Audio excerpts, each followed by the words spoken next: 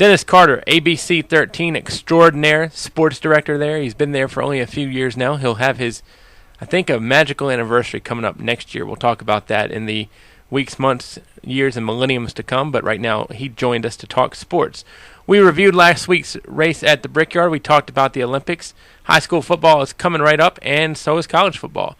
Dennis Carter breaks it all down right here on the Sports Buffet podcast. ABC 13's Dennis Carter, always working hard, 7 days a week. Even when you don't see him on the air, he's working hard. He's going to give us his thoughts on sports. Haven't done general sports talk with DC in a long time. And Dennis, let's start with some NASCAR. I'll tell you, the 48 was running pretty good at the Brickyard. Jimmy Johnson seems like his calendar's saying chase already, because he's getting really good, really, really scary for everybody else. He's getting primed. He's ready already. I mean, we're not even to the chase point. We've still got, 5 or 6 races before we get to the chase. But he's already making a statement that, I'm going to win me another championship. And that'll be, 6 in the last 7 years if he pulls it off this year? That's dynasty right there. No doubt about it. And how about Junior? Junior, hasn't won but one race, but hey, if you finish in the top 10 enough, you're going to be the leader in points, which he is right now. And I think Junior, just from listening to him in interviews, he's pleased with the way his team is running, but I think he's concerned that they're not winning races. I mean, he's won, one race this year? I think he's concerned that they are not able to put it together like their teammate, Jimmy Johnson, and seal the deal late in races. Helps when you share a garage with the 48, though, like Junior does right now. It sure does, because I think if Junior was still sharing a garage with Gordon or Casey Kane, I don't think he'd be leading the points right now. And speaking of somebody that's probably not going to get any points for a good while, A.J. Allmendinger, what do you make of the Dinger? I wish I knew more about that, because I talked to him during the preseason media tour, and I was real impressed with him. I felt he came across as very genuine, nice guy, fun to talk to, seemed to enjoy the media experience and talking with people. And I was really shocked when that came out, because I would have thought he would have been one of the last people to test positive for, what do they call it, a stimulant or something. I was really shocked by that. Yeah, NASCAR, we'll talk more about that as it gets closer to the chase. Switching gears, it is Olympic season, as the games in London are going on as we speak. What do you like best about the Olympics? I'm not into the Olympics all that much, to be honest with you. I have watched a little bit. I like to watch. I like to watch the swimming, the gymnastics. I think it's fun to watch. The tennis, because I'm a tennis fan. I know you love some synchronized diving too. I have not seen any synchronized diving yet, and I really haven't seen too much of it, because I've been working most nights, and I kind of look up at the monitor. I catch a little bit from time to time. I like the basketball, just to root for the U.S., women and men. But we'll have track coming next week, so that's always interesting. It's I always say they're. The only time people really care about track and swimming, unless you're a track or swimmer, is the Olympics. Yeah, and you like to see the world's fastest men go at it. The 100-meter run. That's always a fun race to watch. And you've been around for a few Olympics, D. Not that many, but I think your first one was Jesse Owens back in '36. But Michael Phelps, most medals ever for an Olympian. I know he's not winning the golds like he did in Beijing, but I'll tell you, a guy that can stick around that long for the longevity and have as many dominant Olympics as he has, whether they're golds or not, you got to tip your hat to him. Yeah, he's got 19 now and 3 more chances as we talk now to make it 22 medals, and I wouldn't be surprised if he did. I think he'll probably win 3 more medals. They may not be gold. They may be, though. I wouldn't be surprised to see him win at least 1 or 2 more golds. Finish with a bang. Is it hard to, when you do sports on 6 o'clock or whatever, you feel like if you're giving away results in a way, how hard is it to, kind of report the Olympics but not ruin it? That's always been a tough thing to handle, because especially some of the events that have happened early in the day, I don't feel so bad about giving them away at 6, because I feel like if an event happened at 9 or 10 in the morning, if you don't know by the time you're watching my sports at 6 o'clock, shame on you. And you will know after you watch my sports at 6:20, because I'll go ahead and talk about some of those events that happened very early in the day. But, if it happened middle of the afternoon, 4:30, 5 o'clock, I may not mention it and say, if you want to see how it turned out, you can catch it on the Olympics later on tonight. And in our business, you're not supposed to give a plug for the other station. Right. We're not supposed to be plugging, hey, why don't you go watch WSLS, for the latest in sports. So, it's kind of tough thing to balance there.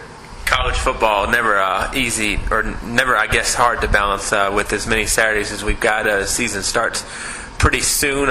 What do you look forward to out of this season, especially for the local teams with Virginia Tech and UVA? I look forward to the quarterbacks. I look forward to seeing Logan Thomas and Michael Rocco shine, both of them. I like them both. They're great kids. I root for them every time they're out on the football field. So I look forward to seeing those guys excel.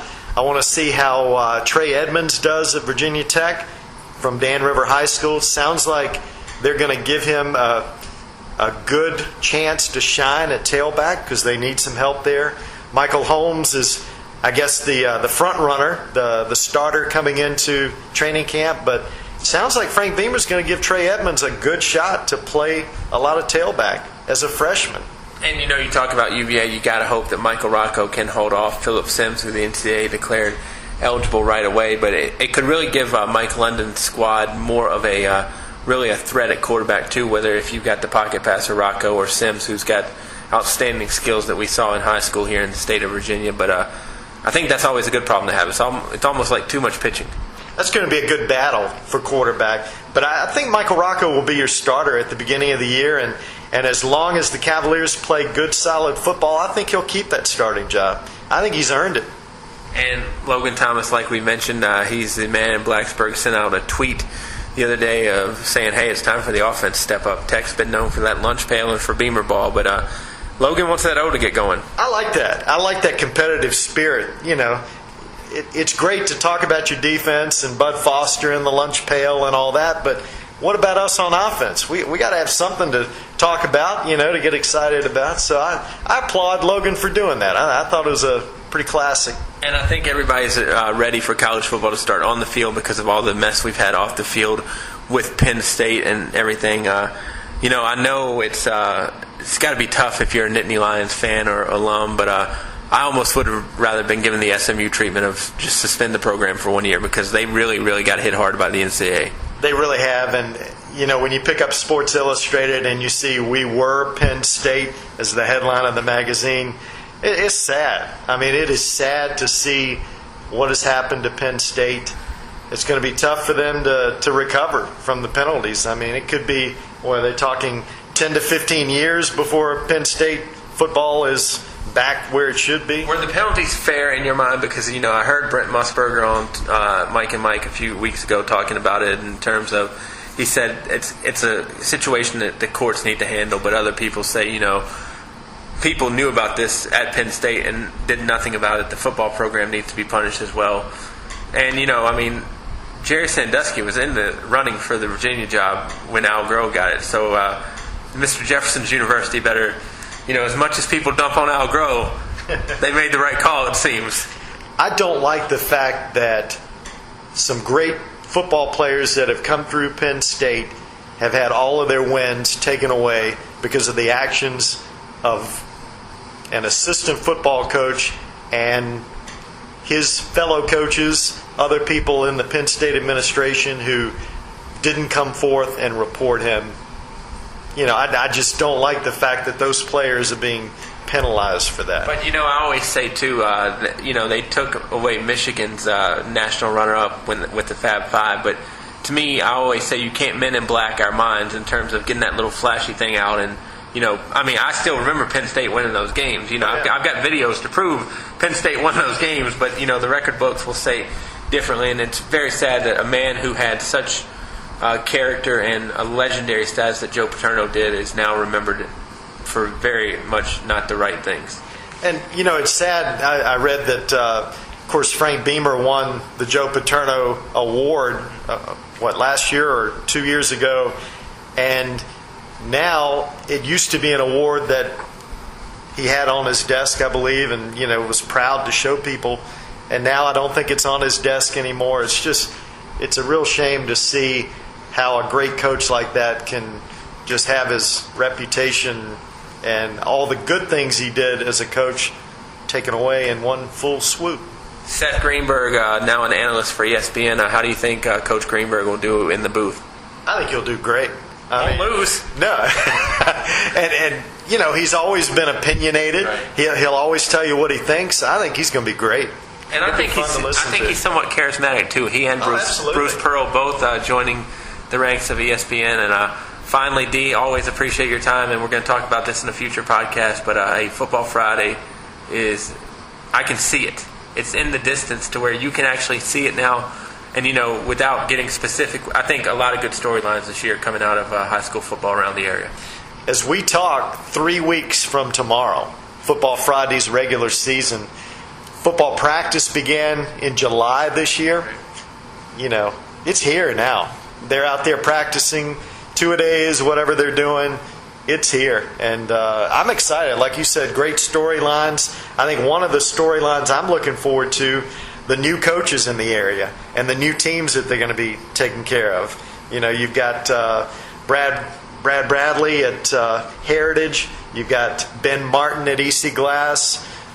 You've got the former Heritage coach now at Appomattox County, Doug Smith. So it's going to be fun to see how those coaches fill in their spots at their new schools. And I think, with Bradley and Martin coming in the Seminole District, it did not get any easier for people like Jeff Woody and Don Rice and Cecil Phillips and Chris Watts. So those guys better have their teams have it strapped on every Friday. Those guys can coach, and they've proven it. I mean, they've won a lot of games, and now they're in the Seminole District, and they get to go up against the defending state champion, the Brookville Bees. You got your other state champions in the area, Gretna Hawks, LCA Bulldogs. It's going to be another fun year. Don't want to leave out John Berlin. I mentioned every Seminole coach but him at Russburg. John Berlin really has turned the Red Devils around. Something I'm looking forward to as well.